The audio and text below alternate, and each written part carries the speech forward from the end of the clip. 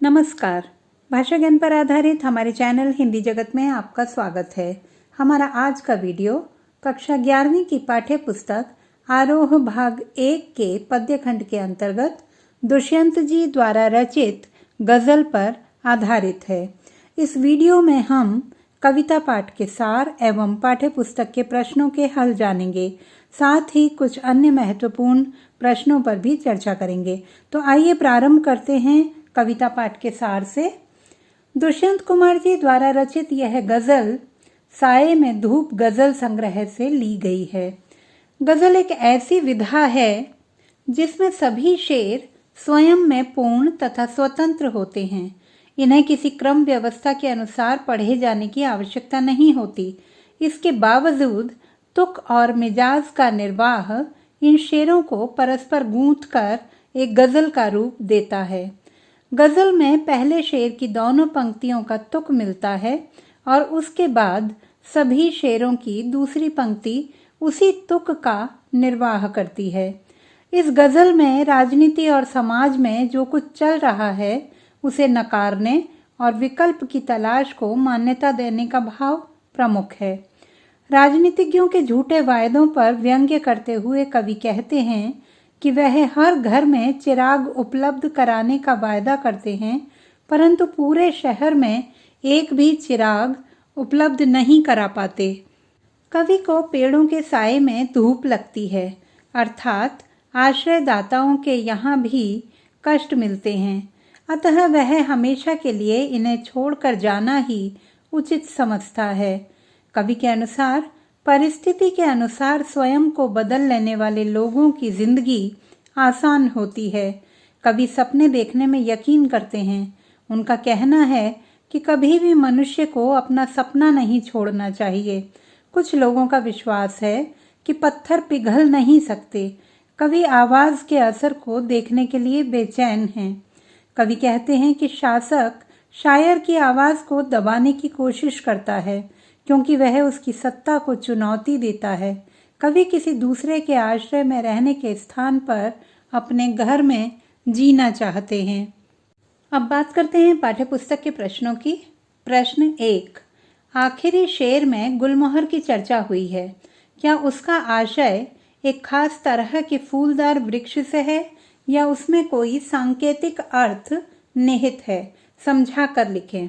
उत्तर: गुलमोहर एक सौंदर्य एवं शांति प्रदान करने वाला फूलदार वृक्ष है, परंतु कवि ने यहाँ इस शब्द का प्रयोग विशेष अर्थ के लिए किया है। कवि के अनुसार मनुष्य चाहे घर में रहे अथवा बाहर, उसे शांति व मानवीय गुणों से युक्त होकर रहना चाहिए। इससे समाज की व्यवस्था बनी रहेगी और अराजकता की स्थिति उत्पन्न नहीं होगी। प्रश्न 2। पहले शेर में चिराग शब्द एक बार बहुवचन में आया है और दूसरी बार एक वचन में। अर्थ एवं काव्य सौंदर्य की दृष्टि से इसका क्या महत्व है? उत्तर: पहले शेर में चिराग शब्द का बहुवचन चिरागां का प्रयोग हुआ है, जिसका अर्थ बहुत सारी सुख सुविधाएं उपलब्ध कराने से है, जबकि दूसरी बार एक वचन में प्रयुक्त होने पर इसका अर्थ सीमित सुविधाओं से लिया जाता है। दोनों का अपना महत्व है। बहुवचन के रूप में यह कल्पना को प्रदर्शित करता है, तो दूसरे रूप में यथार्थ को। कवि ने एक ही शब्द को प्रतीकात्मक एवं लाक्षणिक शब्द के रूप में प्रयुक्त करके अपनी अद्भुत कल्पना शक्ति का परिचय दिया है। प्रश्न 3। गजल के तीसरे शेर को गौर से पढ़ें। यहाँ दुष्यंत का इशारा किस तरह के लोगों की ओर है? उत्तर: गजल के तीसरे शेर में दुष्यंत जी ने हर परिस्थिति को आसानी से स्वीकार करने वाले उत्साहहीन, दीनहीन लोगों की ओर संकेत किया है, जो अन्याय का विरोध नहीं करते। उनकी प्रतिरोध करने की शक्ति, क्षमता समाप्त हो चुकी है। उनकी इसी उदासीनता का लाभ उठाकर राजनेता और अफसरशाही उनका शोषण करते हैं। प्रश्न 4। आशय स्पष्ट करें। तेरा निज़ाम है सिलदे जुबान शायर की, ये एहतियात ज़रूरी है इस बहर के लिए। उत्तर, शायरों और शासकों के संबंधों को उद्घाटित करते हुए कवि कहते हैं कि शायर सत्ता के खिलाफ लोगों को जागरूक करता है, इससे सत्ता को क्रांति का खतरा अनुभव होता है। वे अपनी सत्ता को बचाने के लिए शायरों की जुबान अर्थात उनकी कविताओं पर प्रतिबंध लगा सकते हैं। जिस तरह गज़ल के छंद के लिए बंधन की सावधानी अपेक्षित है, उसी तरह शासकों को भी अपनी सत्ता बनाए रखने के लिए विरोध को दबाना आवश्यक है। प्रश्न 5, दुष्यंत की गज़ल का मिजाज बदलाव के पक्ष में है, इस कथन पर विचार करें। उत्तर, कवि दुष्यंत की यह गज़ल बदलाव के पक्ष में है। वह जनता, समाज, शासक, प्रशासक और मानव मूल्यों में हुई गिरावट से चिंतित हैं। आज पूरी राजनीतिक व्यवस्था भ्रष्टाचार से ओतप्रोत है, जिसके कारण आम व्यक्ति निराश होकर परिस्थितियों को यथाशक्ति सहने का आदी बन चुका है। कवि अपनी आवाज़ से लोगों को जागरूक करना चाहता है, परंतु सत्ता उसकी क्रांति की इस इच्छा को कुचलना चाहती है। प्रश्न 6, हमको मालूम है जन्नत की हकीकत, लेकिन दिल के खुश रखने को गालिब ख्याल अच्छा है। दुष्यंत की गज़ल का चौथा शेर पढ़ें और बताएं कि गालिब के उपर्युक्त शेर से वह किस तरह जुड़ता है। उत्तर, दुष्यंत की गज़ल का चौथा शेर है, खुदा नहीं न सही आदमी का ख्वाब सही, कोई हसीन नज़ारा तो है नज़र के लिए। गालिब के शेर से यह शेर पूरी तरह प्रभावित नजर आता है। दोनों का अर्थ एक समान है। गालिब जन्नत को और दुष्यंत खुदा को मनुष्य की कल्पना मानते हैं। दोनों ही शायर इनके अस्तित्व को मन की संतुष्टि का कारण मानते हैं। प्रश्न 7, यहाँ दरख्तों के साये में धूप लगती है। यह वाक्य मुहावरे की तरह अलग अलग परिस्थितियों में अर्थ दे सकता है। मसलन, यह ऐसी अदालतों पर लागू होता है जहां इंसाफ नहीं मिल पाता। कुछ ऐसी ही परिस्थितियों की कल्पना करते हुए निम्नांकित अधूरे वाक्यों को पूरा करें।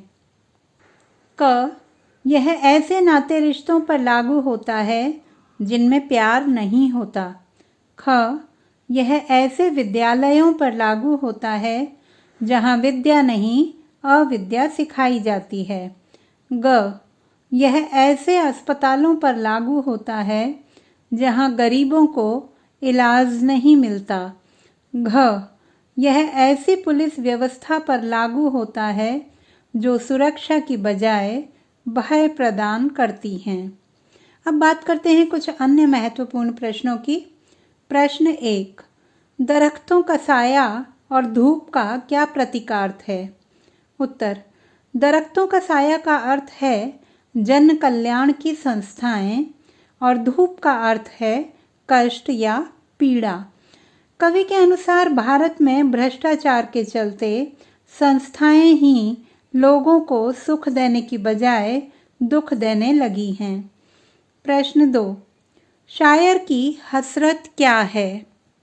उत्तर, शायर की हसरत है कि वह सदैव बगीचे में गुलमोहर के नीचे रहे और मरते समय भी दूसरों की गलियों में गुलमोहर के नीचे मरे।